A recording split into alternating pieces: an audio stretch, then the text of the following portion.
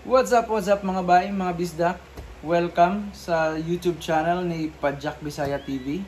So, for this video, supposedly meron tayong bike adventure na i-feature. Yung travel natin last Sunday going to Tagaytay. The problem is, hindi natin natuloy yung document kasi sa sobrang hirap. No, hindi pwedeng one hand yung ating biyahe. At the same time, magkukuha tayo ng video. Kasi, going to Tagaytay, medyo matarik eh. So, hirap tayong mag-document. So, meron tayong mga pictures, pero yung video, wala, hindi tayo nakakuha. But for this time, ang gagawin natin is mag-bike check na lang muna tayo sa aking first ever na mountain bike. No? So, itong isang bike, this one, hindi muna natin to be bike check. Though, ginagamit natin to lagi. Pero, hindi kasi sa akin to eh. Sa asawa ko to. Kaya, pero ako na rin ang gumagamit nito. So, pahurin natin yan. Ito muna bike check natin. Okay? Alright. Let's do this.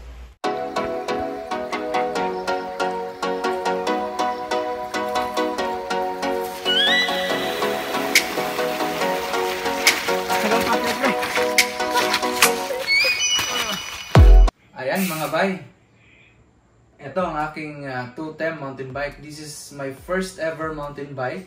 So I bought it last 3 months ago during GCQ, no, nung pwede nang mag-bike. So sige, mag-bike check natin. So this is a small frame, 210 frame na small.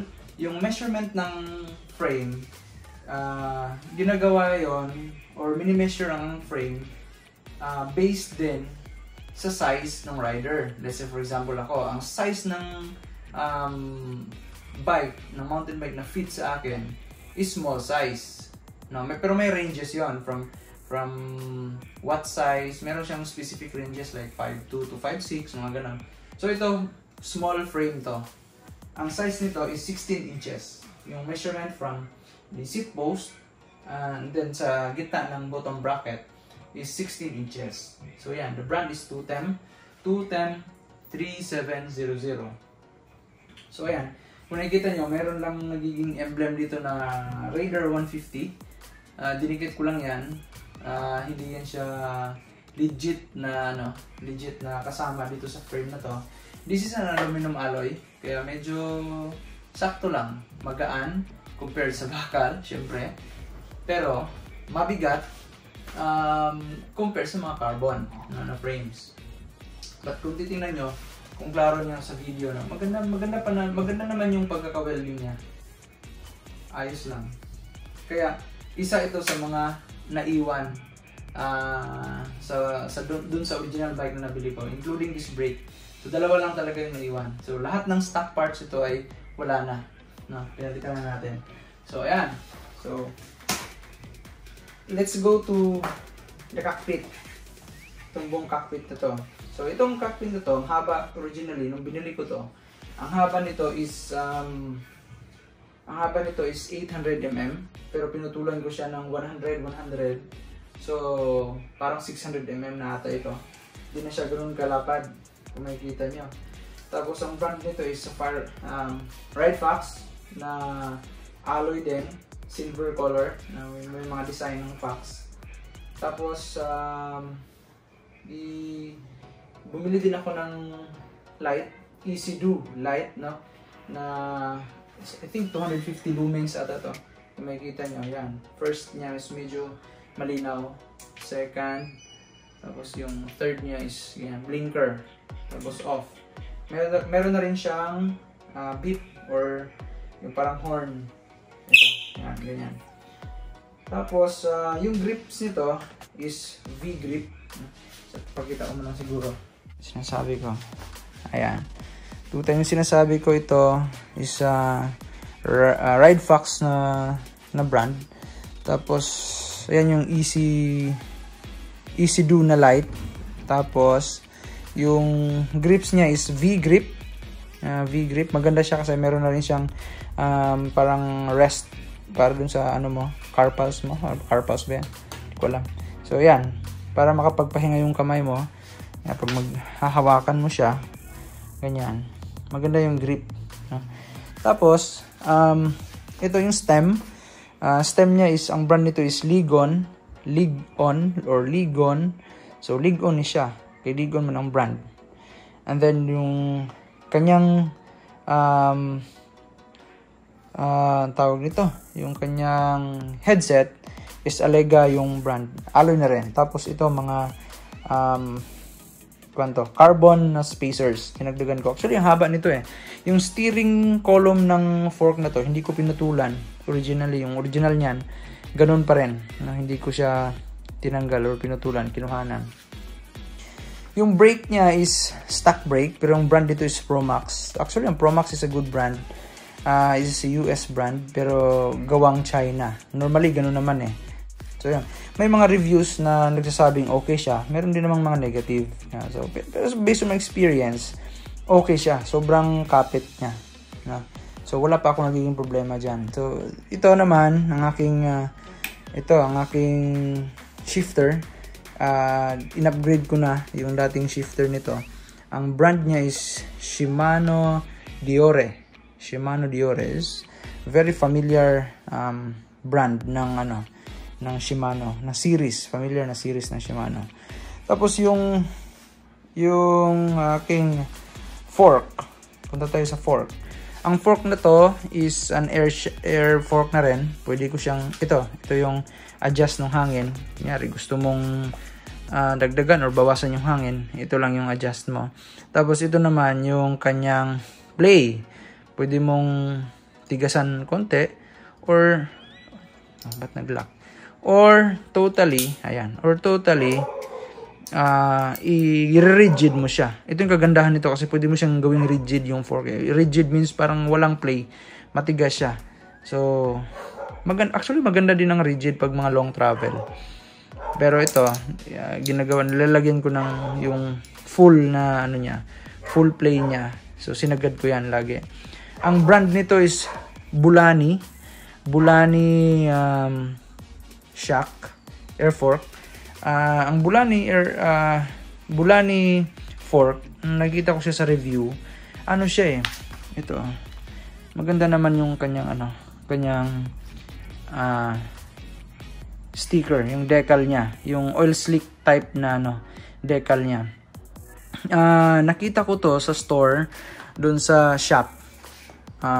Binili ko siya kasi para mag-match dito sa aking hub na Speed 1 Soldier, oil slick din, pati yung spokes and the nipples, mga oil slick na rin.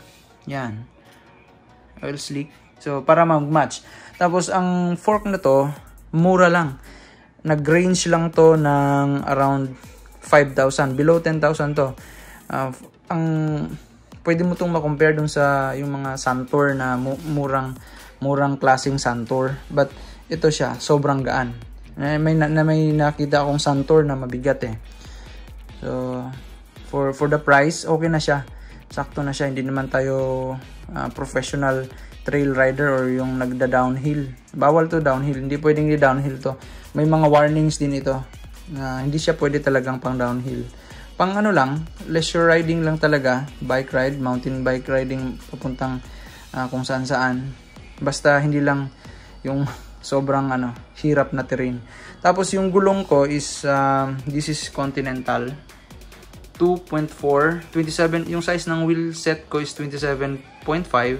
Yung taba ng gulong na to, gusto ko siya kasi kahit makapit sa kalsada, makunat siya minsan, pero okay naman siya. So far, good training na rin kung ganung klaseng gulong. Tapos 2.4 yung kanyang 2.2, ayan, 27.5 by 2.2. So, yung lapad ng gulong is 2.2. So, okay na rin. Maganda itakbo. Tapos, nilagyan ko siya ng fender para sa mudguard or fender. Heroic. 100 lang yan. Tapos, yun nga, yung hubs ko is Speed 1 Soldier. Oil slick. Tapos, yung aking rotor Genova. Yan, Genova. Next natin is ito, yung aking bottle holder. Heroic din. Heroic kasi yun yung nasa tindahan yun na rin yung binili ko. Tapos yung aking crankset is Sagmit. Ayan Sagmit. Para sa akin, itong mga brand na to kasi hindi to kagaya ng mga Shimano, SRAM, na sobrang na mga mamahalin talaga. Ito naman budget friendly pero matibay kahit papaano, no? So, ayan, at least nakaano na rin siya. Halotech na rin, no? Tapos ang aking pedals is the Bomb. Alloy to siya. And kinuha ko lang to sa folding bike ko. So, ang ganda ng kapit ito. Tapos, ayan. Ay, may light pa ako, pero hindi ko natanggal. Tapos, ang aking seat post, pinalitan ko yung stock. Ang pinalit ko is Mountain Peak. Bumili ko mahaba. Mahaba-haba to, mga siguro nasa mga 600 ata yung, mga 500 ata yung haba. Hanggang dito yan. Hanggang dito yan. So, ang advantage kasi pag sobrang haba ng ng seat post mo, is para hindi masira yung frame mo. Kasi normally, pagka sobrang ikli ng seat post mo, kunyari, hanggang dito lang yung sagad niya, delikado yan pagka medyo lubak-lubak. Pwedeng ma-tear ito Pwedeng masira ito mapunit ito. Yan. So, dapat mahaba yung bilhin. No, hindi ko alam kung anong haba, pero baka nasa mga 500 na yung haba nito. Ko lang maalala. Nasa ilalim yung nasa ilalim yung marka. Tapos itong saddle ko, binili ko to kay yung kasama ko sa cycling club, kay Henry. Yeah, sa kanya to galing. So since nag-upgrade siya, yung chinek ko okay naman. So yun, ito nang pinalit ko. Tapos yung rear wheel set ko, ganun pa rin, same yan sa harap. Yan, pati hub spare naman yan. Pati rotor. Ayan. So, punta tayo sa aking sprocket. Wait punta tayo sa sprocket. Sa cogs. Ayan, ito tayo sa aking cogs sprocket. Yung cogs ko na binili, hindi ko to siya binili as a group set. No, kasi kung makikita nyo, yung aking crank is Sagmit yung brand. Tapos ito naman, I think Sagmit din to Sagmit din tong aking cogs. This is 10 speed. 1, 2, 3, 4, 5, 6, 7, 8, 9, 10. 10 speed. Pero ang aking rear derailleur is Shimano Diore. So ito lang yung pair nun dun sa aking shifter. Tapos ang aking chain is ano ba to? Nalimutan ko yung brand, pero magandang brand to. Ano siya, gold yung color. So dapat ito, para maging pair to siya sa aking rim set, sa aking hub, dapat palitan ko ng oil slick din to, pati ito. So love rainbows. Dapat love rainbows. Dapat no hate. Tapos ito naman, aking rim set, or aking rim pala, is weapon. No, weapon. Ano na rin ito? Pwede na rin tong gawing tawag nito, yung tubeless. Tubeless ready na rin itong aking rims, pati yung aking pati itong aking gulong. So, ayan. Yan lang naman. So, yun mga bay. Yun yung bike check nung ating bike. Actually, itong bike na to is just a budget bike. Nung binili ko to, the price ranges from 8 to 10 at 10,000. Of course, after we upgraded this bike, yung price nito is nagbago na rin. Gawa nung mga bagong parts na change natin o binago natin. So, yun. I hope kayo rin mag-bike na rin kayo. Magandang exercise, magandang adventure pag wala kayong pasok, like weekend, Saturday, Sunday, or holidays. So, bike din kayo. tour nyo yung mag-start kayo paunti-unti until such time na ma-enjoy nyo talaga yung mga long rides. Actually, this bike, ang pinakamahabang takbo ko nito is umabot na ng 120 plus kilometers. Yun yung pinakamalayong takbo nito, half day ride yun. So, marilayo na rin. Hindi rin ako binigo ng bike na to. Maganda yung performance ng bike na to. So, ayan, sana magagamit ko to soon sa Audax. Hopefully makasali tayo. So, ayun, don't forget mga bay, mga bisdak, to like, share, and subscribe my YouTube channel. Kung wala pa kayong YouTube channel, gumawa kayo ng account. Alright? Okay, thank you so much. Thank you for watching. Meanwhile, Yan yung behind the scene na nangyayari habang nag-vlog ako. Yan pala yung itsura ko, no? Habang nagtitake ng vlog. Anyway, gusto ko lang din i-shout out lahat ng dati kong mga ka-office mates sa JDL, no? Shout out coming from Jade. Then pati rin pala kay Erickson, accountant namin sa Trimotors. Tapos kay Hal. Then happy birthday sa'yo, Don Mart Pataho. Tapos shout out din kay Mayor Will Sim ng GVR Foundation at sa lahat ng employee or personnel ng GVR Foundation. Kay Brad Harley Magaab, shout out daw sa lahat ng mga taga-Kantigib na nag-iigib ng tubig gamit yung kanilang mga bike. Tapos sa lahat ng magpa-shoutout, comment lang kayo sa comment section below. So yun lang. Thank you. Let's go. Bike check na natin to.